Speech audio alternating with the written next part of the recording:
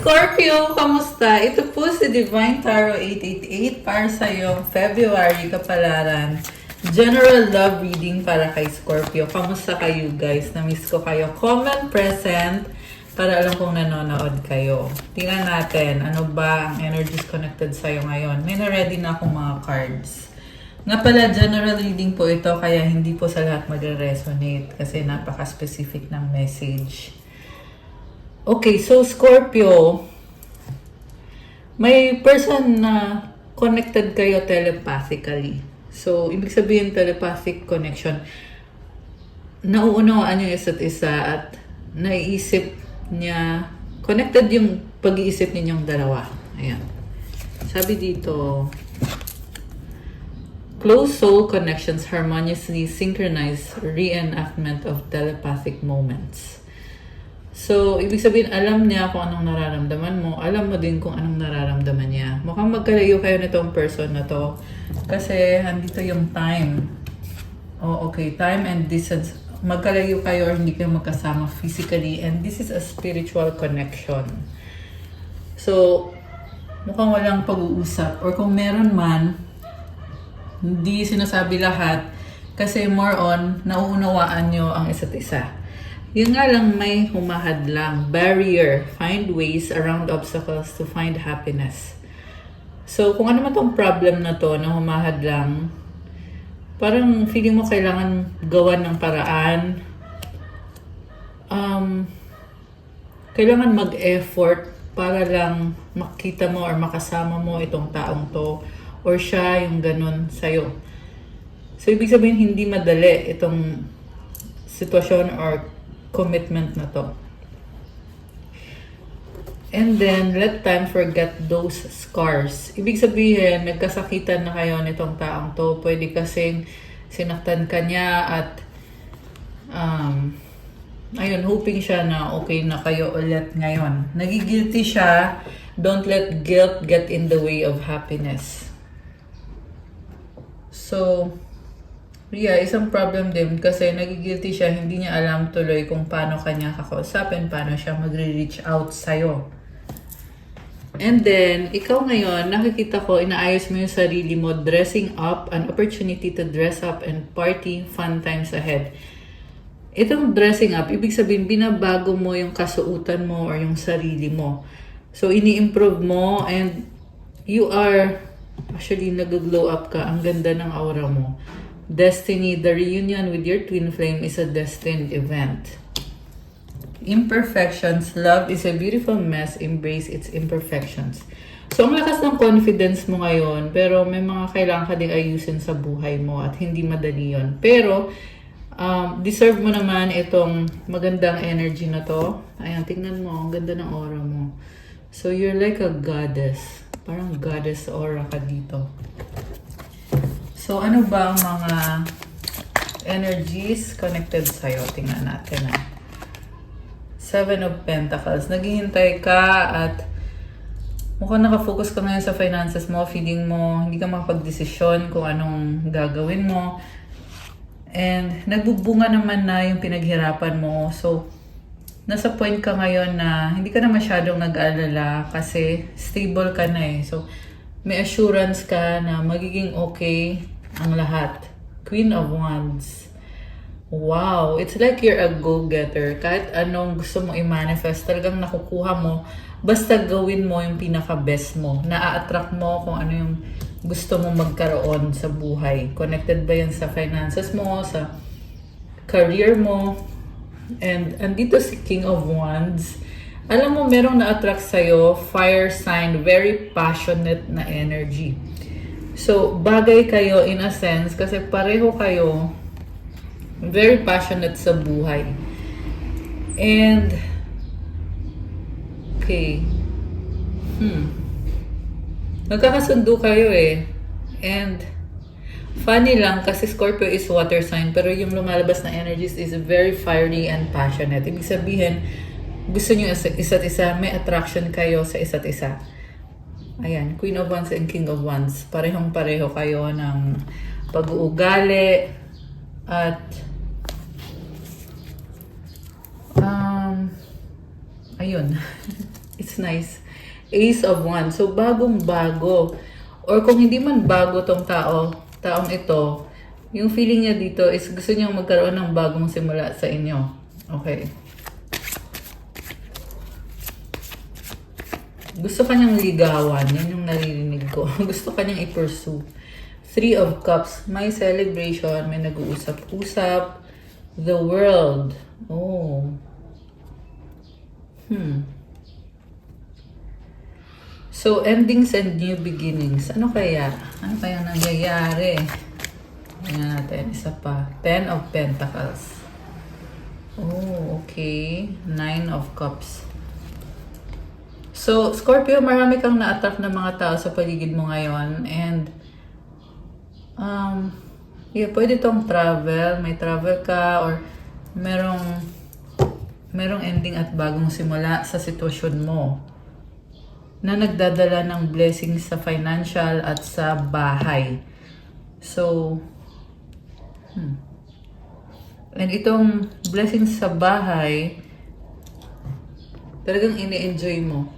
Ayan, so, mukhang busy ka, nabibusy ka sa mga gawaing bahay. Okay. So, gusto ko namang tingnan, ano bang intention sa'yo nitong person na to na fire sign na nasagap natin? Aries, Leo, or Sagittarius. Pero kahit anong sign naman pwede dito. May nasagap din tayong earth sign, Capricorn, Taurus, Virgo, tsaka water sign, Cancer, Pisces, Scorpio. So, alisin ko muna yung mga cards. Ayan. Okay. Scorpio, intention nitong person na ito. Intention nitong person na ito. Merong tumalikod. Bakit? Merong umalis. Oh, okay. So, the High Priest. Wow. So, this person is a blessing. Baka may kadil kang Taurus. What crosses this person is the Eight of Pentacles. Trabaho. So, itong si High Priest, very spiritual na tao. At meron din dito, baka yung kadil mo ay mataas ang pinag-aralan niya. Okay? This is someone na talagang may alam at matalino. And, yun nga lang, naghihintay siya. Eight of Pentacles. Yung hadlang dito is yung trabaho niya at meron siyang hinihintay. Ano yun? What lies below is King of Pentacles. This is a good provider. Very practical. Above is the Ace of Swords. Sa near future, si King of Swords. And sa past, si Knight of Cups. Overall energy is Three of Pentacles. May partnership kayo nitong person na ito na nasagap natin. So, hindi siya ganun ka-emotional, no? More on, yung connection na meron kayo is like partnership. So, tinutulungan yung isa't isa, sinusuportahan ninyo ang isa't isa. Mukhang willing siyang suportahan ka financially. And then, malakas ang air sign, Gemini, Libra, Aquarius. Although this can be any sign, tsaka marami din ngayong Capricorn na nasagap natin. Not actually Capricorn, but Earth sign, Capricorn, Taurus, or Virgo. So, pwedeng yun yung person na kadil mo. This is an Earth sign na iniisip ka niya at willing siyang suportahan ka sa kahit na anong bagay. Sa past, nagkaroon kayo ng romantic relationship pero meron siyang mga obstacles or mga problems na kailangan ayusin para sa sarili niya. Sa present, willing na siyang mag-commit sa'yo. Yung nga lang, kailangan pa niyang maghintay or na-busy siya sa trabaho niya, sa finances niya. Mukhang meron din tong responsibilidad. Yung iba sa inyo guys, pwedeng kasal na kayo or may anak na kayo nitong taong to. Or siya, may anak siya. Pwedeng sa iba yung anak niya. Pero kasi father figure yung lumabas dito sa reading. Okay. And gagawa siya ng paraan.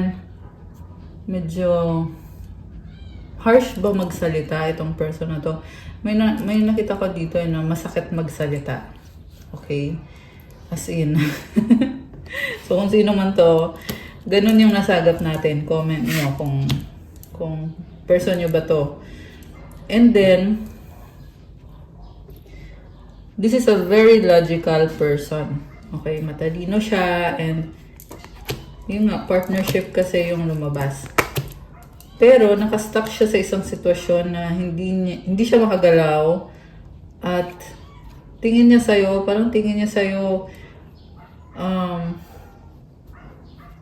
nagpaplano ka ulit or iba na yung plano mo or nag-iba ka ng landas. The Hangman eh. Walang effort galing sa'yo. Mutual energy is the Nine of Swords and the outcome is the Strength card. More on partnership. Like I said, ito yung kind of connection na tinutulungan niyo isa't isa at sinusuportahan niyo isa't isa. Hindi ganun ka-romantic. Although sa recent pa, sabi naman dito, romantic siya sa'yo. And sa current, gusto na niyang mag-settle down pero kailangan muna niya ayusin yung finances niya, yung trabaho niya. And then, sa near future, nakikita ko naman na andyan pa rin siya para sa'yo. Yung nga lang, hindi na siya ganun ka-emotional. Or hindi niya sinasabi yung emosyon niya. Okay, the Fool and the Four of Wands. Wow! So, this is a new commitment. Merong magpa-promise sa'yo eh, na gagawin niya to para sa'yo. Andyan siya, committed siya sa'yo. Magbibigay siya ng stability, happiness, celebration, commitment. Pwedeng wedding. So, ngayon, feeling nitong person na to, mag-work out yung connection ninyo. Pero at the same time, bagong-bago to para sa kanya. So, medyo nag-iisip din siya, ano kayang susunod, anong mangyayari, ganyan. And, overthinking lang siya ngayon eh. Feeling niya kasi hanging or may mga bagay na hindi pa ninyo napag-uusapan kaya iniisip niya to at sobra niyang ino-overthink, ino-overanalyze niya. King of Wands. Hindi siya susuko. Talagang ibibigay niya yung best niya para sa'yo. Grabe, napaka-special mo. And to think na this is King of Wands, kita mo may corona siya, di ba? So, this is someone na may narating na sa buhay. Okay. Two of Swords. May doubt, fear. So, iniisip ka nitong taong to, nag-aalala. Yan yung narinig ko eh. Bakit siya nag-aalala kay Scorpio? Anong inaalala niya? Oh, kasi tumalikod ka. Oh my gosh. May ending. So, merong nangyari sa'yo na nag-aalala siya. Pwede itong merong nagkasakit o merong stress, merong traumatic na nangyari. So, inaalala ka niya. Grabe. Mahal ka nitong taong to para mag-alala siya ng sobra. Kasi nakikita ka niya bilang the Hangman. So, si Hangman, tinitingnan mo sa ibang angulo yung sitwasyon at nagpaplano ka ulit. Okay. Ano bang nangyari kay Scorpio? Tingnan natin ha. Kasi itong death, Scorpio energy to eh. It symbolizes ending. Hindi to literal na death. Ang ibig sabihin nito is ending ng isang cycle at pagsisimula ng bagong cycle. Feeling mo kasi nakastuck ka, kaya siya nag-aalala sa'yo. Eight of Wands, may pag-uusap na paparating. Knight of Wands. Alam mo, nakikita ko dito, sobra kang hopeful na may mga pagbabago sa buhay mo. And ito, marami namang nangyayari, may mga changes. Pero, andito yung masakit na ending eh. Okay, kaya yan yung inaalala nitong person. Naka-deal mo. So, i-clarify natin. Ano tong ending? The Chariot and the Moon. Wow! Grabe pala ba, no? So, alam mo itong ending na to, nag-create ng bagong simula. So, kung may ending, may katumbas din na bagong simula. Lalo kang lumakas yung loob mo, yung confidence mo sa sarili mo. And with the Moon, very intense yung emosyon mo. Okay? Ayan. Six of Pentacles and the Knight of Pentacles. may mabagal eh. Parang andun yung feeling na gusto mo nang baguhin yung sitwasyon pero ang bagal or ang tagal. So, kailangan habaan ng pasensya. Nakikita ko na ipapahinga mo yung isip mo with the Four of Swords and the Ten of Wands.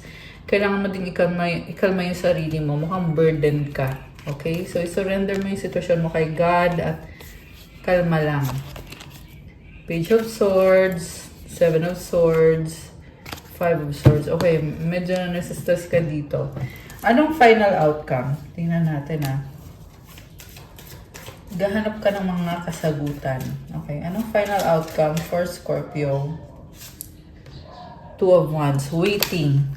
So, huwag mo madali ng mga bagay-bagay. Nangyayari itong ending at bagong simula. With this World card, this is a transformation for you, Scorpio. At kalma ka lang, dadating ka rin sa point na maayos mo ang mga bagay-bagay. Sa akin kasi parang may hinihintay ka may kailangan ka pang ayusin. Connected sa career, sa finances mo. Three of Wands. So, andun yung feeling mo ngayon na hindi mo pa natutupad yung mga gusto mong marating sa buhay. Pero at the same time, andun din yung optimism at yung pag-asa na talagang ito na yung wini-wish mo. Ace of Cups is a good card. It symbolizes new beginning. And tingnan mo yung malaking chalice na umaapaw yung tubig. This is a blessing from God. Okay? So, habaan yung patience. Maayos mo din yan. This is just a temporary change na kailangan mong pagdaanan. Ano bang mga energies connected kay Scorpio ngayon? Tingnan natin. Yeah, hindi ganun ka-romantic yung reading ngayon. For some reason. Pero, kung nag-resonate sa inyo, comment kayo dyan. Goddess of the Moon. Wow. So, it's like you're alchemizing or transmuting the energy. Tingnan mo, hawak niya yung moon, So, moon is about emotions, di ba? So, ina-analyze mo yung mga bagay-bagay. Ano ba itong nararamdaman ko? Anong kailangan kong gawin ngayon sa sarili ko, sa buhay ko? And I feel like there's nowhere to go but up para sa'yo, Scorpio. Rest and rejuvenation. O, di ba sabi sa'yo, kalma lang. Okay? Kailangan mo magpahinga. Kailangan mong ibalik yung lakas mo, yung power mo. Kasi, mangyayari din ang mga bagay-bagay sa tamang panahon. Kukuha kita ng mga energies at mga message galing sa angels mo. Okay? Tingnan natin. For Scorpio. Okay, keep calm and enjoy life. 55-55. Again, this is about change and transformation. Kalma lang at enjoy mo ang buhay mo. Okay, kasi the change is here. 11-11. There is balance and harmony. Okay, ano pa? Root chakra. Ano pa? For Scorpio. Isaiah 43:18-19 and Manifestor! Ayun, i-clear nyo to guys. Comment, I am a manifestor. Talaga namang makukuha mo kung ano yung gusto mo i-manifest. Basta gawin mo lahat. Kasi mapapasayo talaga yan. At sabi dito, forget the former things. Do not dwell on the past. Kalimutan na daw yung nangyari. Nasa past na daw yun. Bitawan mo na yung mga nangyari. At tingnan mo daw, see, I am doing a new thing. Now it springs up. Do you not perceive it? May bagong simula na binigay si God sa'yo. Tingnan mo daw yan kasi blessing yan. Kailangan mong i-appreciate yung blessing at kailangan mong magpatuloy. I am making a way in the wilderness and streams in the wasteland. Ibig sabihin kahit akala mo wala ng pag-asa. Pero talagang binibigyan ka ng chance na bumangon ulit at mag-try ulit. Magsimula ulit, Scorpio. Grabe, ang lalim naman ng message na yon. I love it. Okay. Sa totoo lang, hindi na bago yung itong transformation, hindi na bago to kay Scorpio. By the way, Scorpio din ako guys, kung hindi nyo alam. Kasi, sabi ko nga itong death na card na to, energy ng Scorpio to, ibig sabihin, kaya mong tapusin yung mga bagay na hindi na nakakatulong sa'yo, at kaya mong bumangon ulit, kaya mong magsimula ulit. Ancestors. So, tinutulungan ka ng ancestors mo. Oh, congratulations! So, kung ano man yan, congratulations. Detox. Okay, kailangan mong mag-cleansing or mag-detox. Mama Mary loves you. Ayan. Powerful transformation. Wow naman. Okay.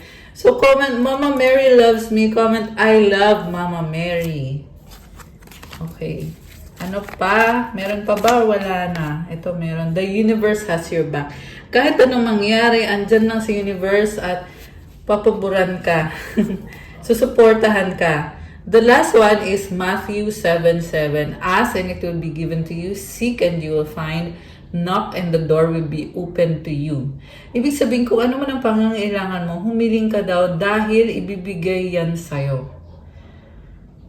Hanapin mo daw at matatagpuan mo. Kumatok ka at mabubuksan ang pintuan para sa'yo. Ibig sabihin, nakalaan na to para sa'yo. Ikaw na lang yung hinihintay na i-claim mo ito at kumilos ka. May kailangan kang gawin, syempre, para ma-achieve mo itong manifestation mo. Ayan. And you have inner child healing sa bottom of the deck. Okay, so that's nice. Anong advice? Oh, tingnan natin. Kuha tayo ng mensahe galing sa person mo. Okay. Okay, so yan yung advice. And yung message galing sa person ni Scorpio. Tingnan natin. 1, 2, 3, 4 on the screen. Oh my gosh. You're a God-given gift. So yung 1, 2, 3, 4, ibig sabihin, take it one step at a time. Huwag magmadali. You hurt me.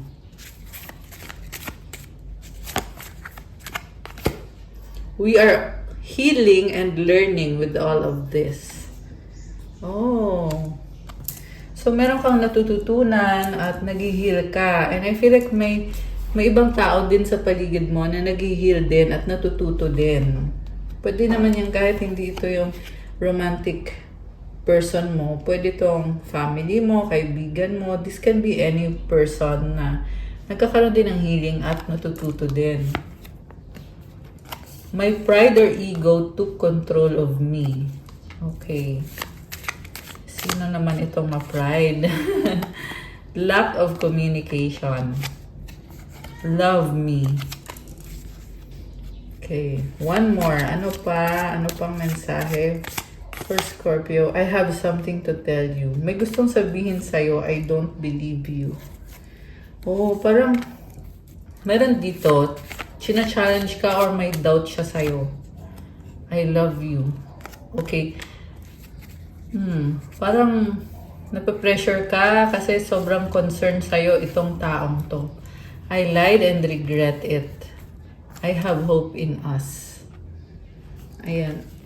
So, hindi siya gi-give up. Laging andyan to para sa'yo. Medyo medyo madrama. Sa totoo lang, itong person na nasagap natin. So, ito naman yung advice. Change. O, sabi sa'yo change, di ba? May pagbabago talaga. So, sabi dito, don't scare yourself with the next 40 steps. All you need is that one next action. You can say to love, just show me the first step and change me into one who can take it. So, wag ka daw matakot sa pagbabago. Kasi mukhang marami kang kailangan gawin. Ang sabi dito, gawin mo lang daw yung susunod na hakbang at magtutuloy-tuloy yan. Magbabago din tong, yung nararamdaman mo na parang napipressure ka, natatakot ka, magbabago yan. Basta, magpatuloy ka lang, Scorpio. Huwag kang matakot. Kasi eventually, magiging magaan itong sitwasyon na to. Yung pakiramdam mo, magiging magaan yan.